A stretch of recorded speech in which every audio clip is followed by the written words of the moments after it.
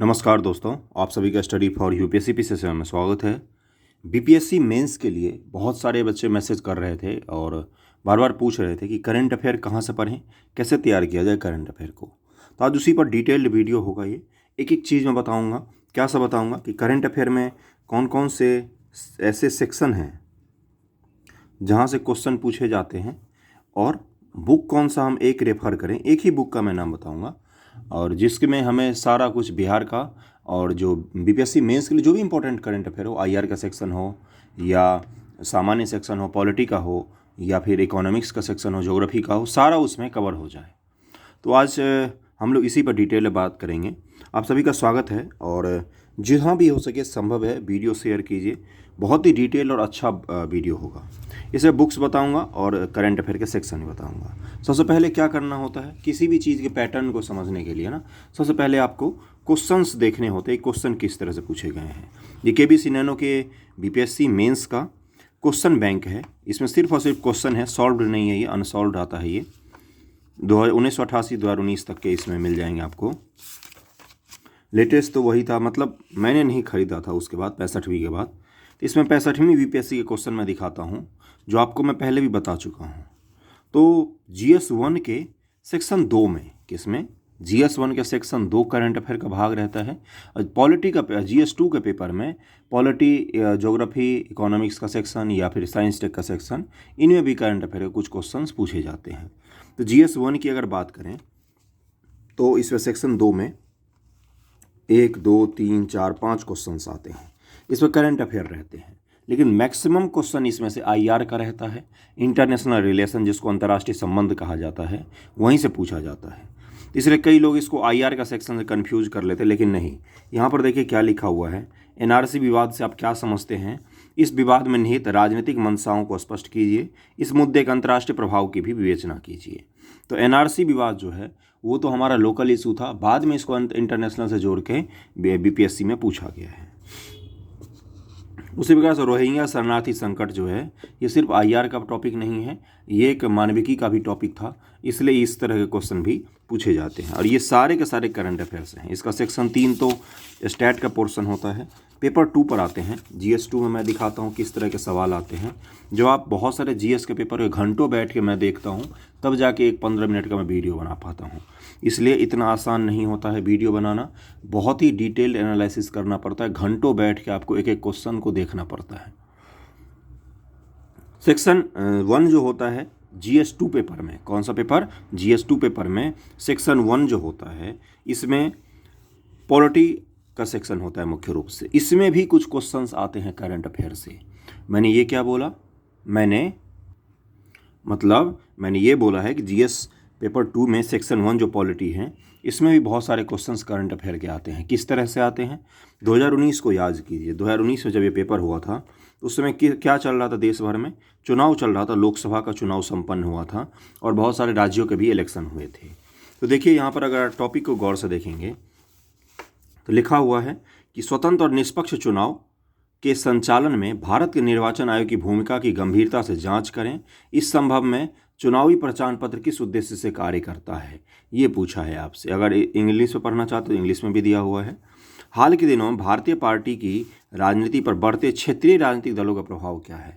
जो भारत में जो पार्टियां हैं उनमें जो रीजनल पार्टी है, जैसे JDU या RJD या सपा या बसपा, ये सब क्या है? ये सब रीजनल पार्टीज हैं। तो इनका क्या प्रभाव बढ़ा था, इसके बारे में भी क्वेश्चन पूछा है। तो किससे पूछा है मूल रूप से क्वेश्चन? तो इलेक्शन जो हुए थे उसको जोड़ के आपके GS2 में पूछ लिया है। GS2 के सेक्शन 2 में अगर हम लोग आते हैं तो वर्तमान में भारतीय कृषि के प्रमुख समस्याओं पर प्रकाश डालते हुए उन्हें दूर करने हैं तो सुझाव दें। भारतीय कृषि पर वर्तमान में कौन कौन सी समस्याएं थी, इसको आपको लिखना था। भारतीय कृषि के विकास हेतु सरकार द्वारा चलाए जा रहे प्रमुख कार्यक्रमों की भी चर्चा करें। ये सेक्शन 2 में भी इकोनॉमिक्स, जिसमें ज्योग्राफी रहता है, उसमें भी कुछ क्वेश्चंस रहते हैं। हम उस पर बात करें कितने क्वेश्चंस रहते हैं। सेक्शन 3 में भी साइंस एंड टेक का जो है, इसमें इकोलॉजी और साइंस एंड टेक से क्वेश्चंस रहते हैं। तो अब आते हैं, देखते हैं डिटेल में किस सेक्शन से कितना रहता है।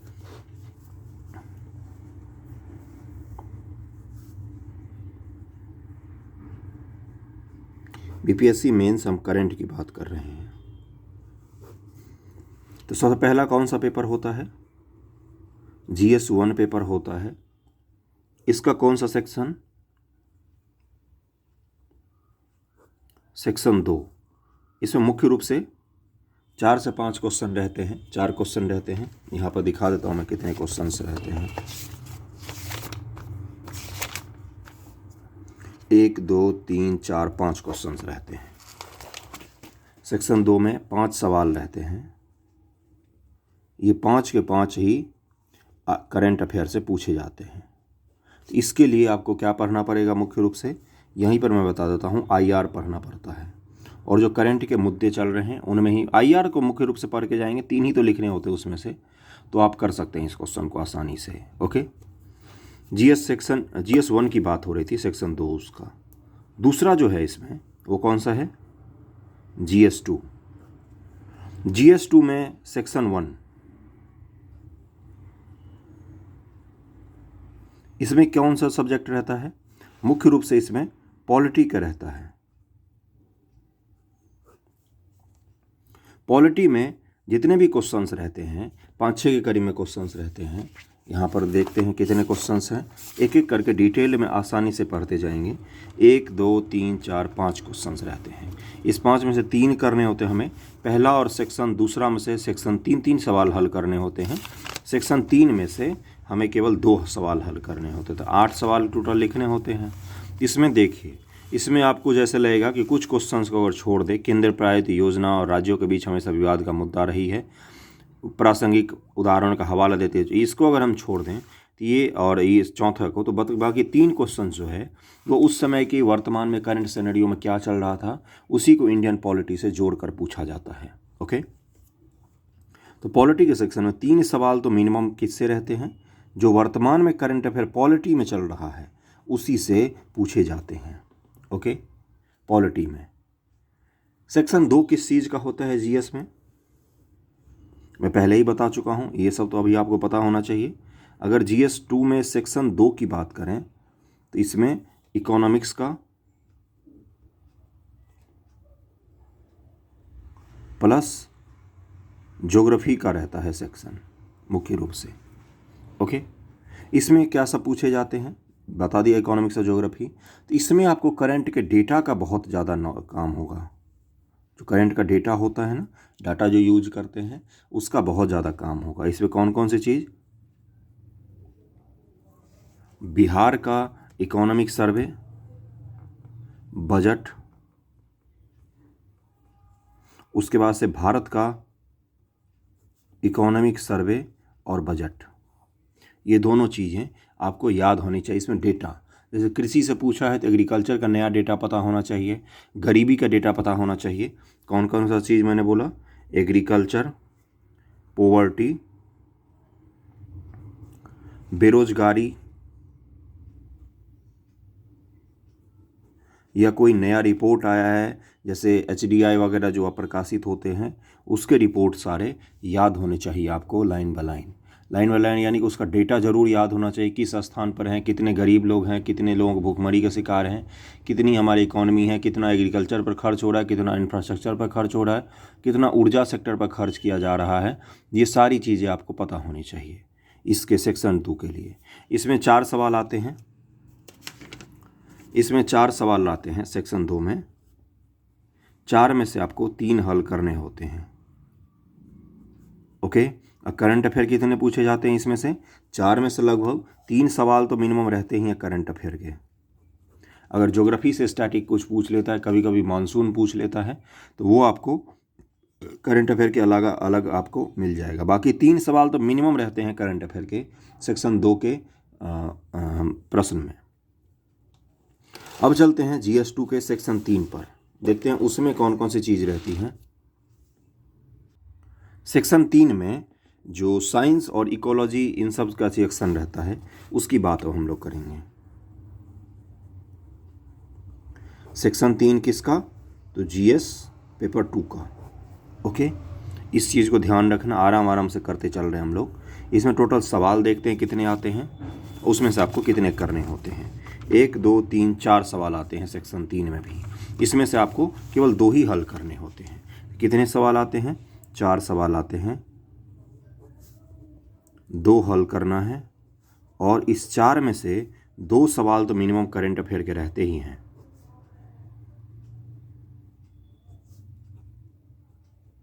कितने सवाल रहते हैं? तो 2 सवाल रहते हैं करंट अफेयर से सेक्शन 2 के 3 में। किस तरह के सवाल रहते हैं?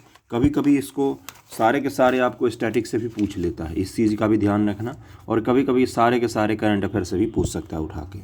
जैसे देखो यहाँ पर है, स्टैटिक्स और करंट अफेयर दोनों को जोड़ के पूछा हुआ है। नाभिकीय ऊर्जा के क्षेत्र प्रगति हमारे देश के विकास में किस प्रकार से सहायक है? विस्तार से समझाएं। नाभिकीय ऊर्जा किस प्रकार से देश की कुल ऊर्जा के उत्पादन के क्षेत्र में सहायक है? चर्चा कीजिए। नाभिकीय ऊर्जा के सकारात्मक और ऋणात्मक पक्ष को स्पष्ट कीजिए। अब हमें क्या करना है, इसमें करंट अफेयर का यूज है कि नहीं है? बिल्कुल है। क्या पूछेगा आपसे? आपको ये लिखना पड़ेगा ना इस क्वेश्चन में कि वर्तमान में हमारे देश में जो नाभिकीय ऊर्जा है वो कितना ज़्यादा उत्पादन हो रहा है, उत्पादन कितना अधिक हो रहा है, विश्व में हम कहाँ पर स्टैंड करते हैं, है ना। हमने लक्ष्य क्या क्या रखा है इसको लेकर, क्या इकोनॉमिक सर्वे या बजट में हमने कुछ घोषणा की है, या प्रधानमंत्री जी ने किसी फोरम पर जाके कुछ बोला है क्या कि नाभिकीय एनर्जी हम कितना पैदा करें कितना नहीं। तो इन सब चीज़ों को आपको कहाँ पर मिलेगा? वो तो आपको करंट अफेयर में ही मिलेगा। इसलिए इस क्वेश्चन में भी करंट अफेयर की गुंजाइश होती है। मेंस आंसर राइटिंग जब भी की जाती है तो कोई सा भी क्वेश्चन हो, अगर उसमें आप वर्तमान उदाहरण को नहीं दे रहे हैं, है ना, या वर्तमान के जो डेटा हैं इसको नहीं लिख रहे हैं, आंकड़े हैं इसको नहीं लिख रहे हैं, तो आपके क्वेश्चन में अंक कम हो जाते हैं। इसलिए हिस्ट्री के क्वेश्चंस को छोड़कर जहाँ भी संभव हो, आप खुद इतना बुद्धिमत्ते तो होते ही है बच्चों में जो लोग मेंस लिखते हैं, कि कहाँ पर एग्जाम्पल देना है कहाँ पर नहीं देना है। जैसे आप केंद्र राज्य चुनाव संबंधों की बात करते हैं, केंद्र राज्य संबंधों की, तो कल एक बच्चे ने आंसर लिख के भेजा था जिसमें चुनावी भाषण मोदी जी के और नीतीश कुमार के लिख के भेज दिए थे कि दोनों के संबंध बहुत ख़राब हो गए हैं चुनाव के बाद, मतलब सरकार बदलने के बाद। तो मैंने वो आंसर पूरा काट दिया। क्यों? वो ज़रूरी था। चुनावी भाषण के आधार पर केंद्र और राज्य के संबंध तय नहीं किए जाते हैं।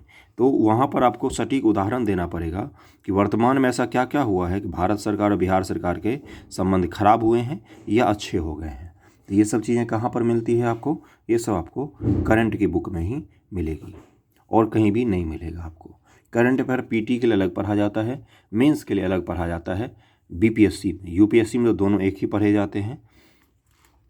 तो करंट अफेयर के लिए यहाँ तक था टॉपिक। अब मैं बता दूंगा बुक्स कौन से पढ़ने चाहिए आपको।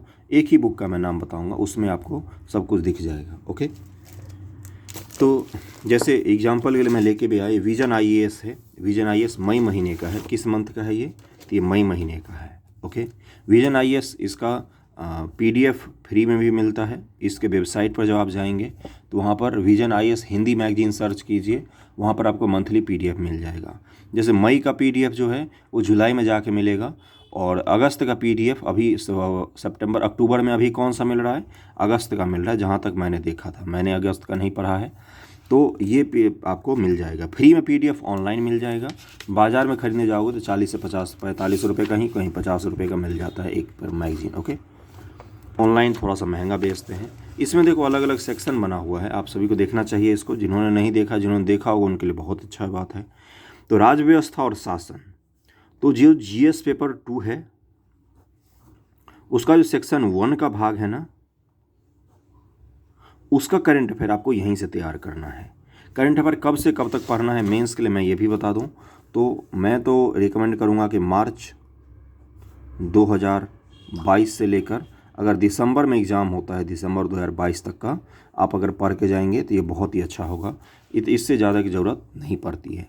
मार्च से आप पढ़ के जा सकते हैं, क्योंकि करंट का पेपर बिल्कुल नया नया बनता है मेंस का पेपर, तो उसमें उससे अधिक पुराना नहीं पूछता है तो आपके पास ऑप्शन रहता है, आपको 8 ही सवाल हल करने होते हैं पूरे पेपर में से। तो इसलिए मार्च 2022 से दिसंबर 2022 तक आप पढ़ के जाइए मेंस के लिए। तो पॉलिटी का करंट अफेयर GS2 पेपर में जो पहला सेक्शन होता है वो यहाँ से आपको मिल जाएगा। IR का जो सेक्शन होता है GS1 में, GS1 का करंट अफेयर IR का भी यहाँ से अलग से ही मिल जाएगा। योजनाओं से, इकोलॉजी से, इन सब से भी क्वेश्चंस पूछे जाते हैं। इसमें उसका भी दिया हुआ रहता है। क्या दिया हुआ रहता है? जैसे देखो यहाँ पर इकोनॉमी का पूरा सेक्शन ही बनाया हुआ है। इकोनॉमी के क्वेश्चंस यहीं से आपको करंट अफेयर मिल जाएगा। जो इकोनॉमी का सवाल होता है ना, जिसमें करंट अफेयर की हमें ज़रूरत पड़ती है, वो आपको यहीं से मिल जाएगा। ये रहा इकोनॉमी का सेक्शन। इसमें सब कुछ है, जो भी वर्तमान में चल रहा होता है मुद्दा, वो सारा का सारा होता है। जैसे बिहार सरकार ने स्वर्ण भंडार की खोज की थी, बिहार में हुई थी, वो मुद्दा भी यहाँ पर दिया हुआ है। तो उसके बाद से सुरक्षा का होता है। आप अलग अलग मंथ में, ये टॉपिक तो ऐसे ही डिवाइडेड रहते हैं, इसके अंदर के टॉपिक चेंज हो जाते हैं। पर्यावरण का भी अलग से सेक्शन होता है, अगर आपकी इच्छा हो तो इसको पढ़ सकते हैं। वैसे किसी खास काम नहीं आता है, जो कभी कभी कोई रिपोर्ट चर्चा में होती है तो पूछ लेता है, नहीं तो नहीं पूछा जाता है। विज्ञान प्रौद्योगिकी ये आपके काम की नहीं है, क्योंकि इतना ज़्यादा क्वेश्चंस नहीं पूछे जाते साइंस एंड टेक में करंट अफेयर से। स्टैटिक्स से ज़्यादा क्वेश्चंस रहते हैं, एक दो सवाल आपको करंट से रिलेट करके और आधा स्टैटिक आधा करंट में पूछा जा सकता है। अगले सवाल पर चलते हैं हम लोग, देखते हैं क्या है अगला। सामाजिक मुद्दा, ये बहुत ही इंपॉर्टेंट होता है, बहुत इंपॉर्टेंट सेक्शन है। अगर कोई ऐसा क्वेश्चन पूछा जाता है, वैसे बहुत कम पूछे जाते हैं।